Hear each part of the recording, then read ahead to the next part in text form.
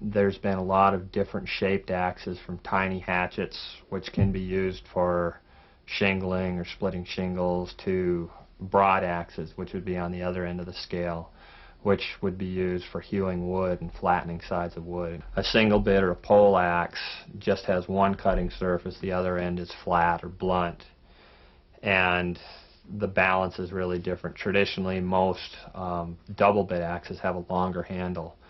Single bit axes will often have a shorter handle, and there's advantages and disadvantages to both. A double bit axe in actuality is probably a little more versatile because it has one edge that's filed for cutting wood, and it's filed fairly thin and narrow for chopping. The other edge of it is filed at a chisel edge, and that chisel edge is for getting down near the ground and removing roots, where you're not going to chip it if you hit the occasional stone.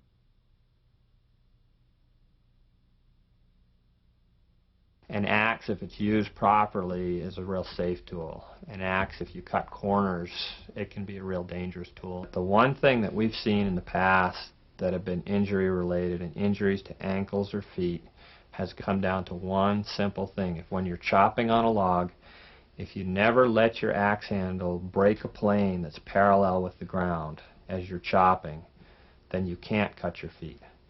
And the only time we break that rule is when we're chopping with the log between our body and the axe head. If you've already made the decision to chop the log, the first thing I do again is look at the log, figure out what I'm going to do with it. Where's the best place to chop it? If you're limbing on a downed log, you should try to be limbing the log on the opposite side from where you're standing. In other words, keep the log between you and your axe. The second part is, when you're limbing, a lot of times you'll see that the axe head goes through some of the limbs really easy, so it's pretty easy to get wild in a situation like that. So you should be really clear on where other people are, and you should be really clear on where your swing is going. Yeah, there's a lot of times when, no matter how hard you try, you have to limb on the same side of the log that you're standing on. And when that happens, just be doubly sure never to let your axe handle or your axe head drop below the level of your hands as you're chopping. The third is, when you're swinging, is to make sure that you have a clear area within the complete radius or arc of your swing. When you're doing that, you don't want your axe, when it's over your head, even to hit a little branch. So sometimes there might be a little branch that's out of the radius of your swing, but it's going to be catching your eye and it's going to be interfering with your vision the whole time.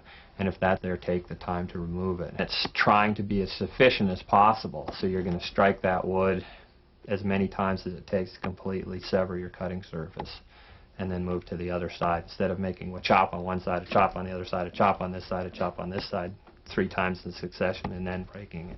Oftentimes in a large log, you're not going to be able to remove your first chips by making a wide cut.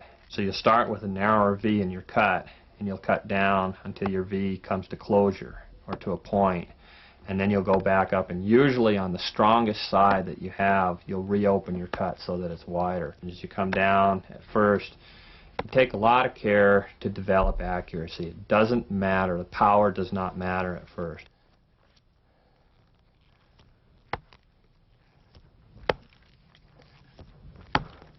Again, I'm flexing at the knees, especially when I get near this part of the cut, so my axe handle stays parallel.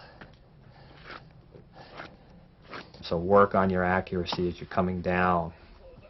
And only after you have that balance and that accuracy, then power becomes the third part of the equation. Wait until you're good at chopping before you try to put power into it. A lot of times when you're swinging and you pick the axe up and it goes back past your head on either side, and you'll catch out of the corner of your eye a little chip of wood that's stuck on the axe blade. You should not try to power through that chip. When you try to power down through it, it can deflect your axe and you can end up with an injury.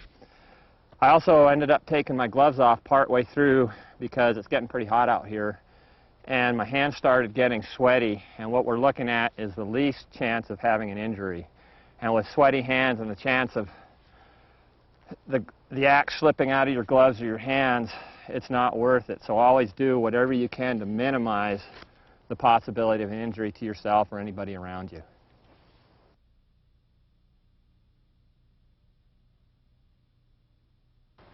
When I finish this first cut, I'll go over and I'll cut a V on the opposite side of the log, and because the wood is already removed from the near side, when I come over to this side, it's about 5 or 6 times as quick to chop. So when I start it, just come down and start my chip.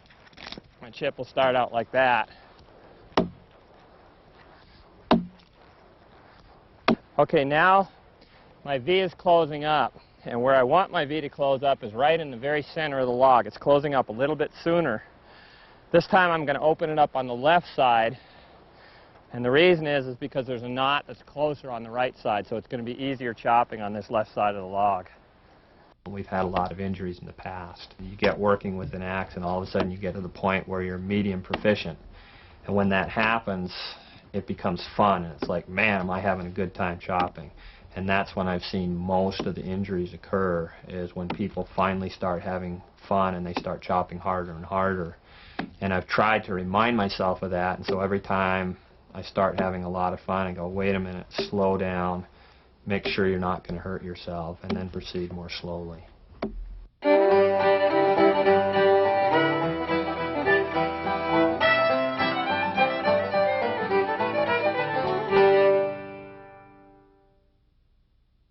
I've used a lot of sledgehammers in trail work because I worked in rocky country, and we've got hammers ranging from 3 to 20 pounds with round heads, square heads, and chisel or peen-shaped heads.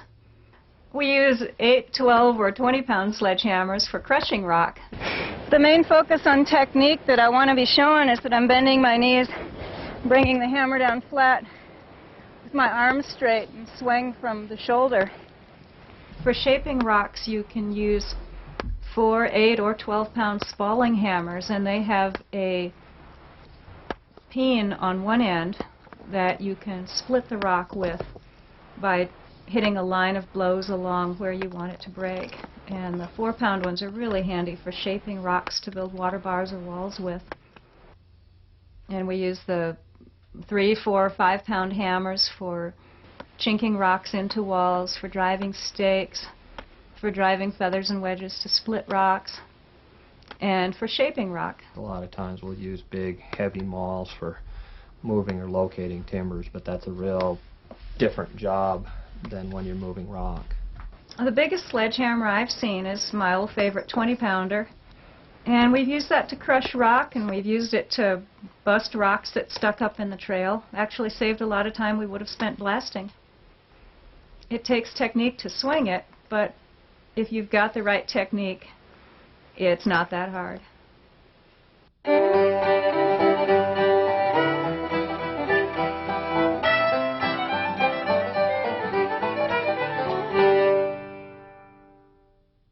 People use adze hoes and grub hoes in areas of the country where there's a lot of loose, light soil and maybe some root structure in there. The adze hoe is sharpened so it'll cut through those roots, and you can pull the dirt towards you when you're digging in a trail bench. There are all kinds of shovels. I like the long-handled, wide-bladed shovel for moving dirt. In a lot of trail jobs you need to be able to throw dirt from one place to another, and for that you need a big wide-bladed shovel with a long handle. The firefighting shovel is a standard in the Forest Service, and they're sharp enough that you can cut through sod and chop through roots well with them. When I'm using a shovel, I use my foot to drive the blade into the dirt, and then I lever it across my knees or thighs. I can also use a shovel to scrape by levering it against my body. It's a lot easier on your back that way. If you're digging a lot of things up, you're probably going to need a bar as well as a shovel. The tamping bar is usually 5 or 6 feet long and round and has a flat paddle blade on one end and a big round flattened tamping end on the other. And they're good for digging post holes and tamping the dirt back in, but they're not good for prying.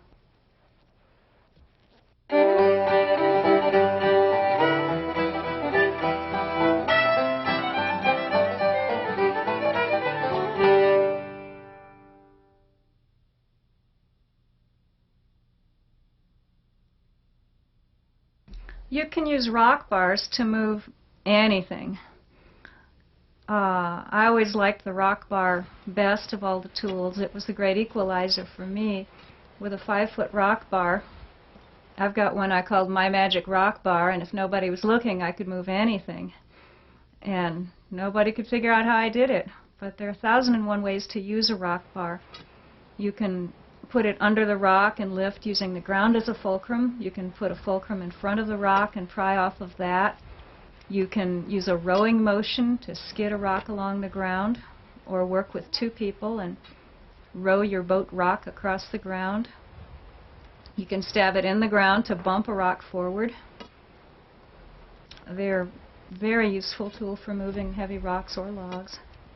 The bottom end of a good rock bar is square with a chisel tip, and that chisel tip is a 2-inch fulcrum basically that you can use to lift with, and then the upper end of it is usually round. It's best with big rocks to have a team of people. Once you start using rock bars to move a rock, you don't want anybody in there with their hands on the rock, because a rock bar can slide across that rock and mash fingers. Okay, a timber carrier would usually be about 3.5 feet long with a swinging hook in the center of it, and it's a 2-sided hook that goes in and picks up a log. Okay.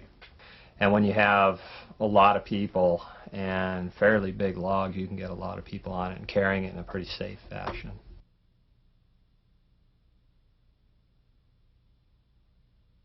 The draw knife, again, is one of those tools that looks like it's pretty simple, but people that are really good at peeling with it, you'll see they have a very definite technique.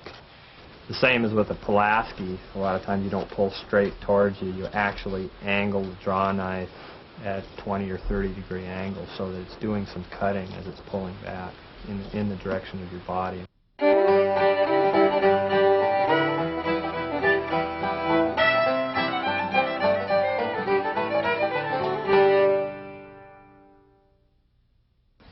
On an axe like this axe, the handle's been in about 10 years and it's beginning to warp. There's no cracks in it or anything like that, but it's still not worth keeping because something's going to happen to this eventually. So we're going to replace the head on this. And if you're taking the time to go through and put a new handle into a tool and do it properly, you might as well select a good handle rather than use one that's poor. One thing that we look at right off the bat is the handle straight? And if you hold it up and look at it by letting it dangle, you'll see if it's straight and you'll see if it's warped in either way. The second is, how is the grain laying in that handle? A lot of handles will have the grain going crosswise.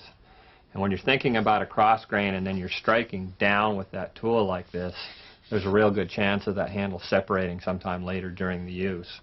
So for the maximum strength for the wood that's involved, we look for grain that runs straight, right down through the length of the handle. And that grain should be fairly tight with tighter growth rings, because the tighter growth rings mean a stronger piece of wood.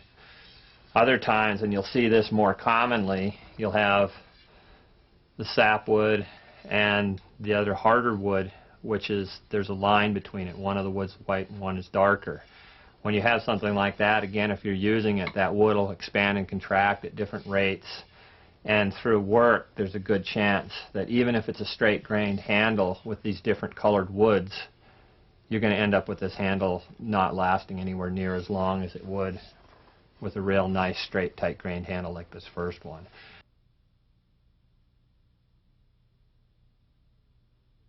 When we remove this handle, we'll start by sawing it off right along here, and once it's sawn, it'll be placed in a vise or in a proper dehandling tool, and the rest of the handle, or the rest of the handle that's inside the head, will be pushed out through the top of the head rather than down through the bottom of the head.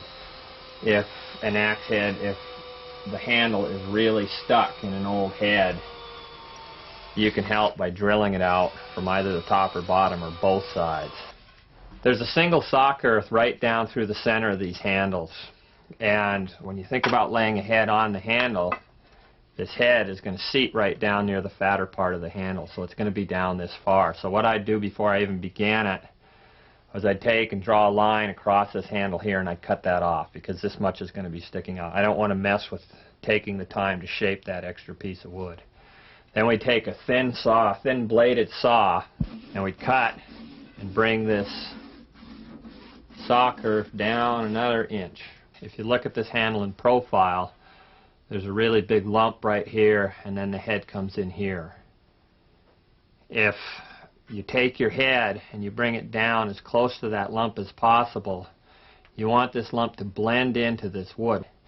And all the stress of chopping is right on this part. And that's where these cracks usually develop. If you take and you remove some of this wood by rasping it down before you put the handle in, you're actually increasing the strength of your overall handle. And you're doing two things. You're increasing the flex, and you're decreasing the chance that this handle will break right at this point.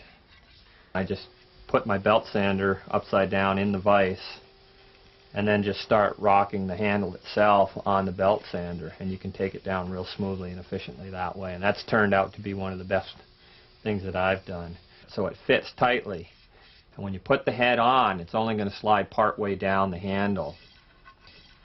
When you do that, you turn the axe handle over, the head's part way on it, and you pound down with a piece of wood or a rubber hammer, and that head will actually slide up the handle as you're pounding down on the wood. You'll find that it gets caught, and you can knock that head back off again with a piece of wood or a hammer.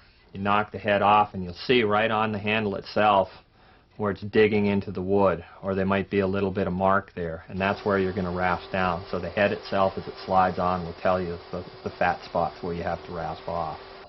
A lot of times it's real easy to rasp too far on one side or too far on the other, and the head will be setting off from the axis of the handle. When the axe head is finally sat down all the way to where you want it and it's seated square on the handle, you've got this hole up on top, and we've thrown away our plastic wedge. And what we usually use are wooden wedges. And we'll drive that wooden wedge as far down into the handle as it goes. And then we'll saw off the top of the wedge where it's sticking out. And once that's done, we'll usually seat it with one or two Grady wedges. And these are little metal wedges with steps. Some of the pole axes or single bits that we have will come with a lot heavier handles on them. And these single bits, oftentimes, these are pretty nice handles that they come with. They come as blanks. It's really rough through here, and you'll sand these handles down so they fit your personal hand. These handles come varnished, and this varnish is not a real advantage in a lot of ways because the handle isn't going to keep, it'll dry out with the varnish on it. If you remove the varnish with sandpaper, when you end up with that, then you can coat the whole handle with linseed oil and keep the wood really oiled and supple.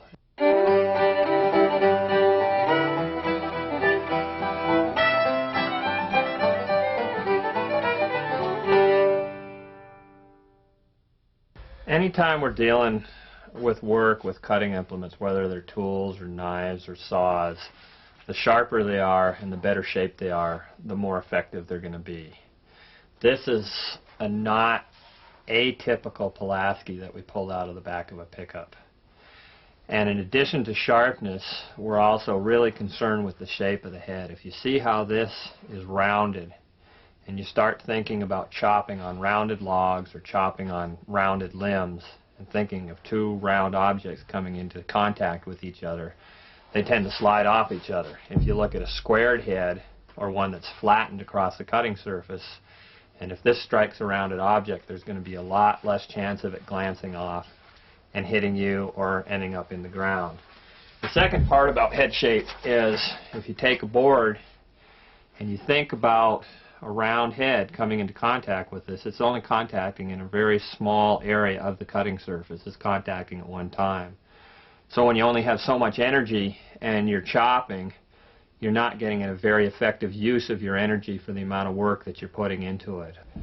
When we look at this head here and we think about it coming into contact with a board, there's a lot more efficiency.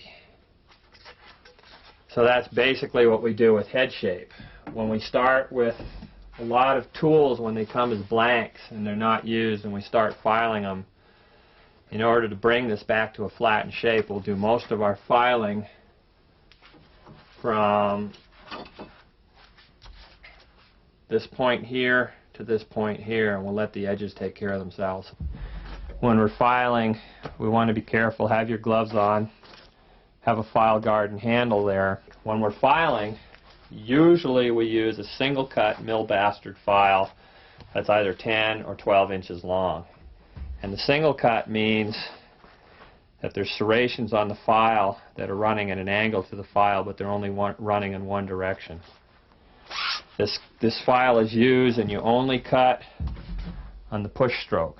You don't pull, you just pick it up and you cut on the push stroke again. Most of the time that we're filing Pulaskis or double-bitted axes, we'll drive them into a log or a stump.